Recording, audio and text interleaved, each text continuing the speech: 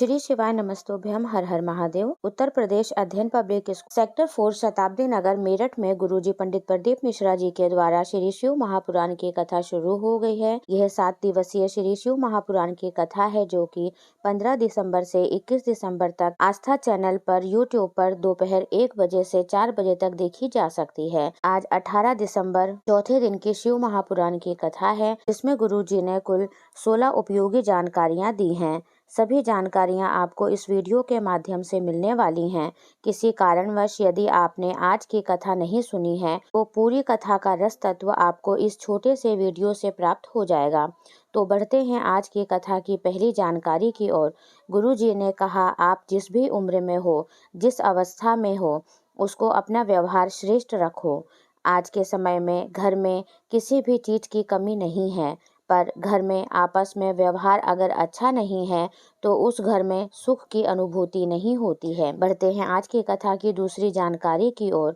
गुरुजी ने कहा, घर में जो बड़ा होता है, वयस्क होता है, घर का जो बुजुर्ग होता है, उसे सब कुछ झेलना होता है। इस प्रकार रिटायर होने के बाद सिग्नेचर तुम्हारे ऑफिस में भी नहीं चलता है, उसी प्रकार अपने घर में भी चलाने की क्यों सोच रहे हो। आपको तो 60 के बाद ऐसा जीवन जीना चाहिए जैसे छोटा बच्चा जीता है। सभी से प्रेम करना, सभी से प्रेम की वाणी बोलना। बढ़ते हैं आज की कथा की तीसरी विशेष जानकारी की ओर। आज के जमाने में सबसे बड़ी बीमारी है शुगर की बीमारी। पहले के समय में लोग मीठा खाते थे तो मीठा ही बोलते थे, जिससे बैलेंस बना रहता था। लेकिन आज के जमाने में लोग मीठा खाते तो हैं, पर मीठा बोलते ही नहीं हैं, जिसके कारण शरीर के अंदर मिठास बढ़ने लगी है। इसीलिए आपको सभी से प्रेम से बोलना चाहिए। पढ़ते हैं आज की कथा की चौथी विशेष जानकारी की ओर। गुरुजी ने कहा, अगर आप तकलीफ में हैं तो शंकर भगवान पर 1 लोटा जल चढ़ा रहे हैं तो शंकर भगवान को आना ही पड़ेगा, और शंकर आते ही हैं, यह निश्चित है।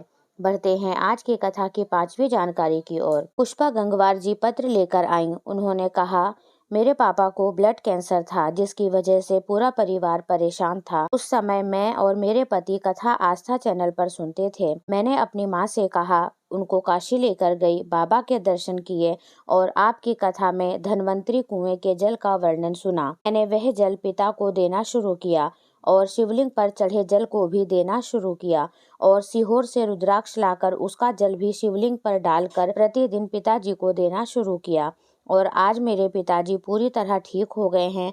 उसी का आभार व्यक्त करने के लिए आए हैं।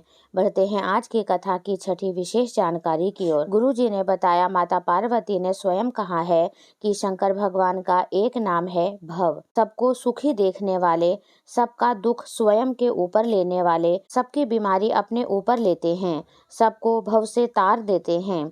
बढ़ते हैं आज की कथा की 7वीं विशेष जानकारी की ओर। घर का माहौल ठीक करने के लिए सबसे बड़ी जिम्मेदारी होती है घर के पितरों की।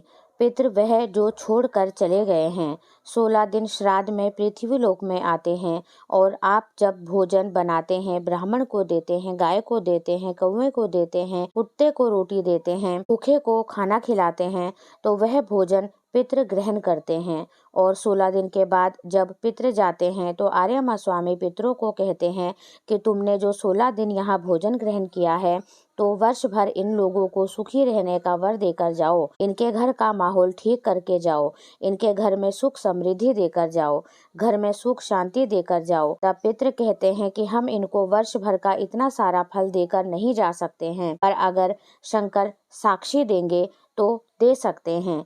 पितृ कहते हैं, अगर हमारे घर के लोग शिवलिंग पर 1 लोटा जल चढ़ाते हैं तो उसका एक अंश हम पितरों को भी मिलता है, तो हम अपने परिवार को वर प्रदान करेंगे और घर में सुख शांति समृद्धि देखने को मिलेगी, वैभव और वंश की वृद्धि होगी। बढ़ते हैं आज की कथा की 8वीं विशेष जानकारी की ओर। कुसुम जी पत्र लेकर आई। लिखती हैं, आपसे एक प्रश्न है, कोई गलती हो तो क्षमा कीजिए। हमने सुना है हरि और हर क्या दोनों एक हैं? इस पर गुरुजी ने कहा, दोनों एक हैं। इसके बाद जो पत्र में लिखा था, तो क्या मैं हरि के लिए तुलसी की माला और हर के लिए रुद्राक्ष की माला पहन सकती हूँ? तो इस पर गुरुजी ने कहा, हमने पहले भी आपसे कहा है कि रुद्राक्ष की माला और तुलसी की माला एक साथ पहन सकते हैं। सभी शास्त्रों में आपको वर्णन देखने को मिलेगा कि आप नारायण की तुलसी भी अपने गले में धारण कर सकते हैं और महादेव का रुद्राक्ष भी आप धारण कर सकते हैं। बढ़ते हैं आज की कथा की 9वीं जानकारी की ओर। भोलेनाथ का एक नाम होता है औघड़दानी। का क्या महत्व है? गुरुजी ने कहा, इसका मतलब होता है व्यक्ति को ऊर्जा प्रदान करना, जो पास में आया है उसका जो दुख है उसको दूर करना, जिस भाव से वह मेरे पास आया है उसके बिना बोले ही उसे प्रदान कर देना। भोलेनाथ के औघड़दानी नाम की महत्वता है। बढ़ते हैं आज की कथा की 10वीं विशेष जानकारी की ओर। नारी को सिर्फ सम्मान चाहिए, आदर चाहिए। गुरुजी ने कहा, आदर की वाणी चाहिए। घर में जितने भी सदस्य हैं सभी से उसे आदर का शब्द चाहिए और उसे कुछ नहीं चाहिए। जिस घर में नारी का सम्मान होता है उधर रिद्धि सिद्धि और बुद्धि तीनों ही आती हैं और उस घर की बरकत कभी भी समाप्त नहीं होती। बढ़ते हैं आज की कथा की 11वीं विशेष जानकारी की ओर।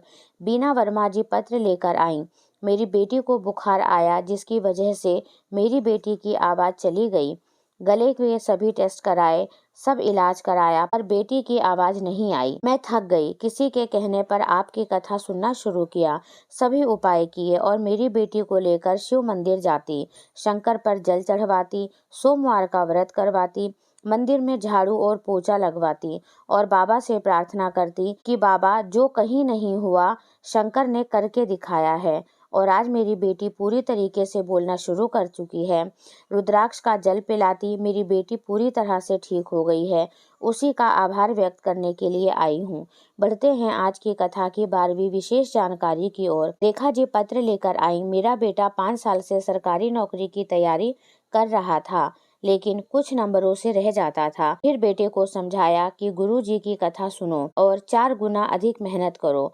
मेरा बेटा मंदिर जाता और 3 बार पशुपतिनाथ का व्रत भी किया और आज बेटी की क्लर्क की गवर्नमेंट जॉब लग गई है। उसी का आभार व्यक्त करने आए हैं। बढ़ते हैं आज की कथा की 13वीं जानकारी की ओर।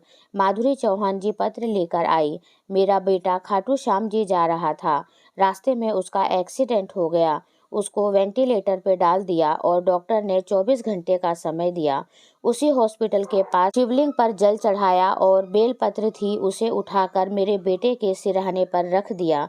मैंने शंकर पर चढ़ा हुआ जल उसके शरीर पर लगाया और 10 से 15 दिन के बाद मेरे बेटे को होश आया और आज मेरा बेटा पूरी तरह से ठीक हो गया है।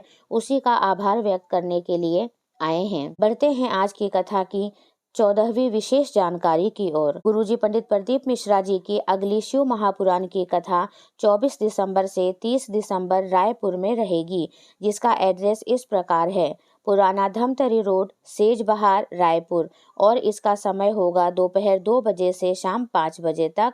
2025 की यह पहली श्री शिव महापुराण की कथा है जो 4 जनवरी से 10 जनवरी तक रहेगी, जो कि छुरिया हाले कोसा राजनंद गांव में रहेगी। बात करते हैं आज की कथा की आखिरी विशेष जानकारी की।